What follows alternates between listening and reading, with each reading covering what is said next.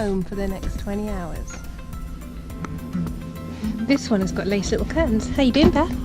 I've got my little rack, my book, my headphones, my sleeping blanket. I've got a bag full of snacks.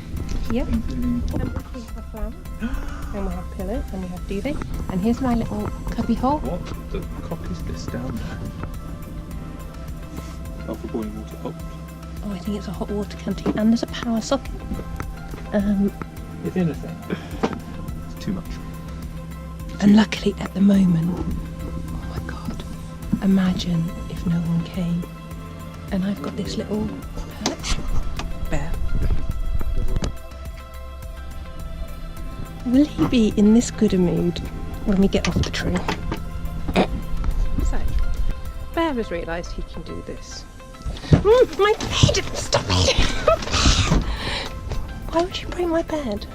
Fold it away. No, I don't want to be folded away. Don't fold me.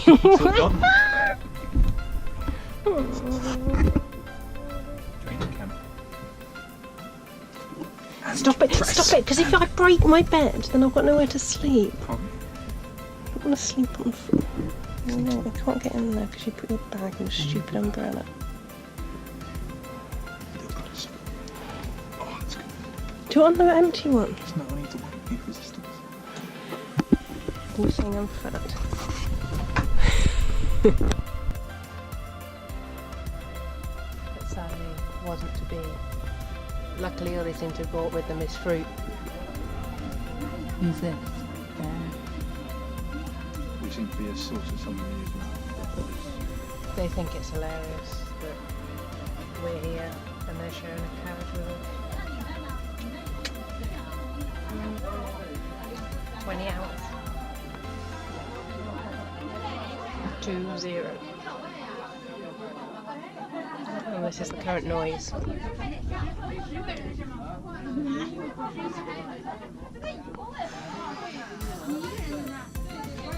Time. It's only really on the train journeys that you get to see kind of all these different parts of China, and you get a bit of a better feel of just how massive it is, because we keep on going through these huge kind of cities, no idea really their names or what they're all about, but all of them huge industrial areas, loads and loads of construction work going on, and also the kind of smoggy cloud as well. Grey, everywhere's a bit miserable, lots of kind of sad looking buildings, and then you roll into another station and see if it's even got a name.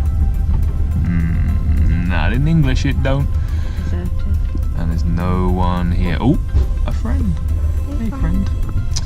But yeah, loads and loads of these massive places with no real kind of character to them whatsoever. All a little bit depressing, really.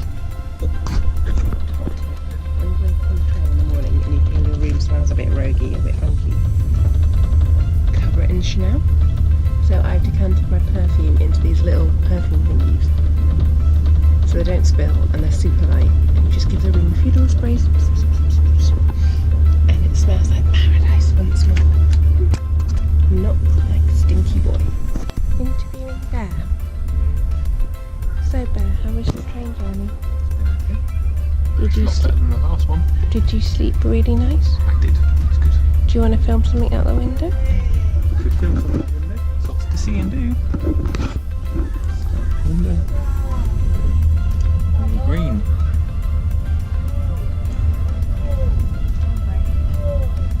Look at green. Green house. Green house.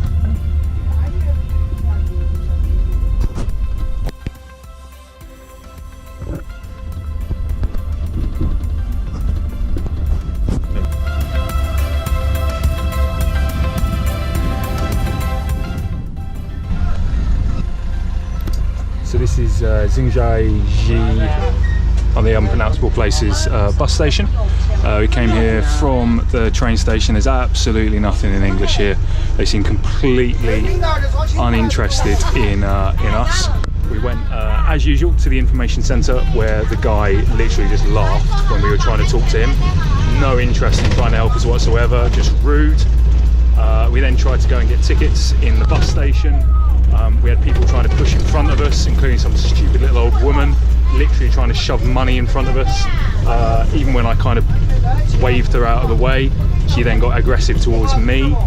People here just rude, uninterested in helping. Would not recommend it. And as a side note, this is the bus we've ended up on. We're not quite sure how we keep doing it. Luckily we left our luggage at the train station. But Jesus Christ, this country.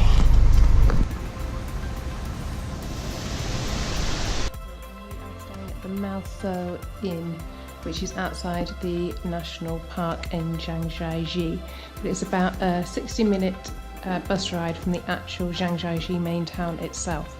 So it's a really nice hostel. It's cost us £22 probably for the night.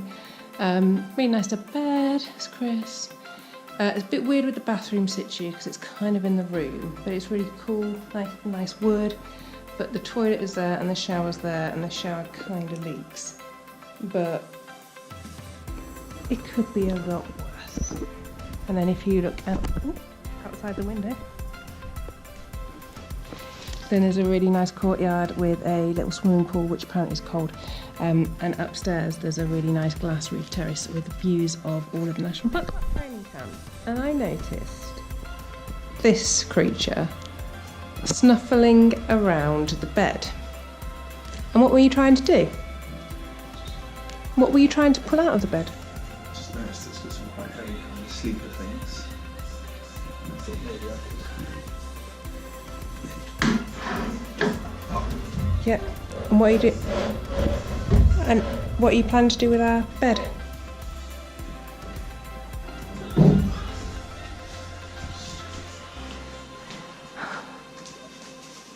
Are you joking? And what are you going? But what are you going to do with that?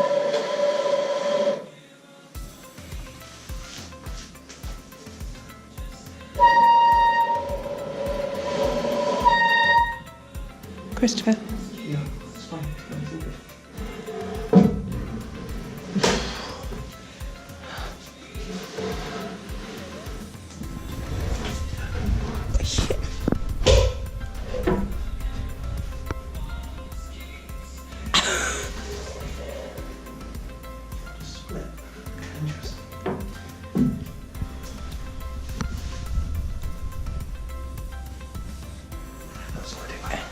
Good. Length of the bed, probably? Width of the bed? Oh, there we are. So what are you planning to do with that?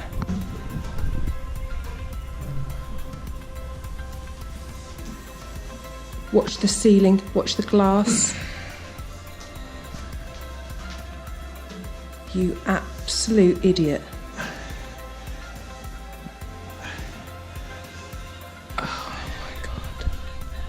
This is going to end in tears.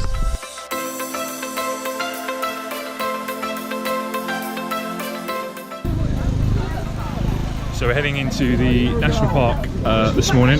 We thought we'd get up nice and early, beat the crowds. It's about 20 to 7 at the moment, and so we'll see how we get on when we actually get in there. We've come to get on the bus.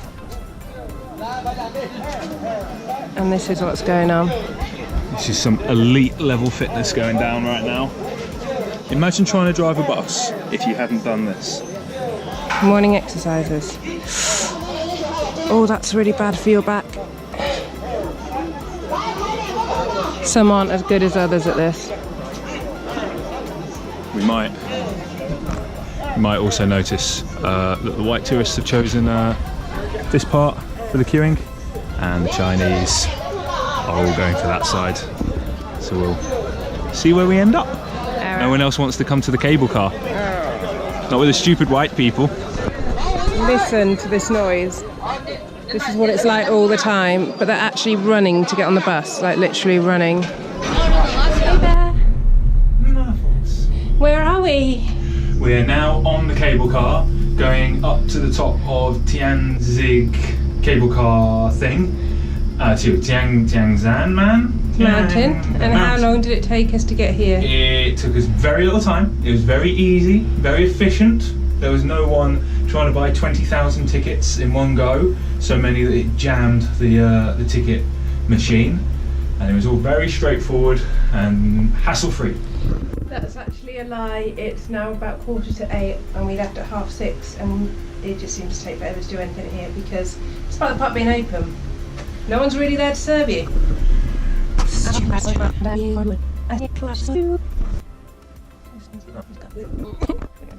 We got the cable car of doom all the way up here to get the view. It will burn off. It's Mackey's. It's alright, we found that there's a Mackey's. Fucking hell. So we're now taking the 10-mile natural gallery, which is actually a long valley of 5.8 kilometres in length, with mountains at both sides. Whilst we're here, it's really important that we stay away from feudal superstitious activities, and we have to stay away from pornography, gambling and drugs. So... Can you manage that in the national park? Make no problem. We're getting on the train, we're getting on the train. Chris has basically bought us tickets for the kids' ride.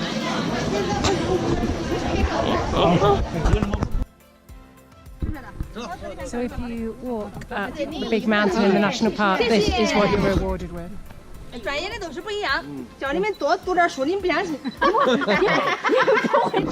Absolutely beautiful, even with the noise of someone popping up and spitting.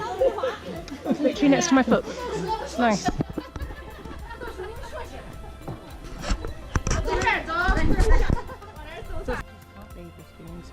It is just magical. And it's quieting down a bit. Look at it. Look at this. Just perfect nature. This mountain is steep, and this is actually just happening.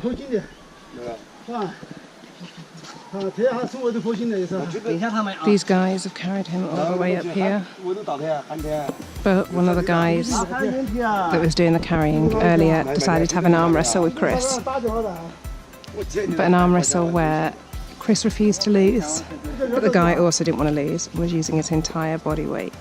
It got hanging off my arm. We didn't have our elbows down, and our hands like that, and he just hung off my arm.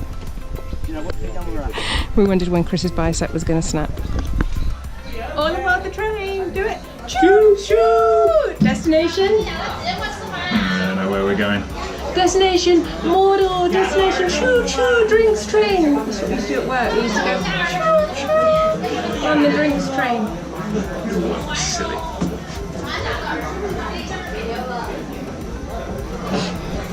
Okay, so our top tips for the Zhangjiajie National Park. Go. Set aside lots of time. Set aside lots of money.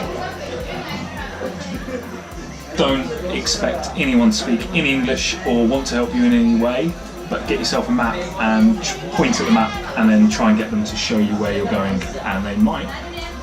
You can cover quite a lot of distance, so we started at like 6:30 this morning, it's now nearly 11, and we've seen kind of everything we want to see,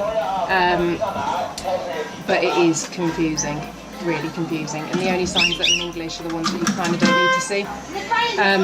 It is expensive, it's about 25 quid each to get in, and then everything else you kind of need to get on, so the cable car, the trains, you have to pay extra for, but it's definitely worth it, the views are spectacular. Zhangjiajie National Park, Bathing Forts. We're about to get the train to Gwelin, and it departs at 5 o'clock, gets into one train station at 4 in the morning. Then our next train is at 8:30, and then we get to Gwelin for about For a different train station. For a different train station, but apparently it's okay. And then we get to Gwelin for 9:30. It's meant to be beautiful, can't wait. National Park is beautiful. Yeah, it is definitely worth coming to. But China is hard. Today we have witnessed a lot of kids with open bum trousers shitting in the streets. I went to a supermarket There was shit on the floor. We walked past a number of local restaurants, and outside were little buckets with crabs and little Salamander and live turtle friends. and frog friends. Old China. You've got it rather wrong, haven't you? It's not particularly good. Current situ. Got no idea what he's bringing on the bus. Oh, and something else is coming on here too. Please don't be turtles. Basket full of turtles. No idea. Oh, and Still some going. pieces of wood. Still discussion over the bags. Big chats over this bag.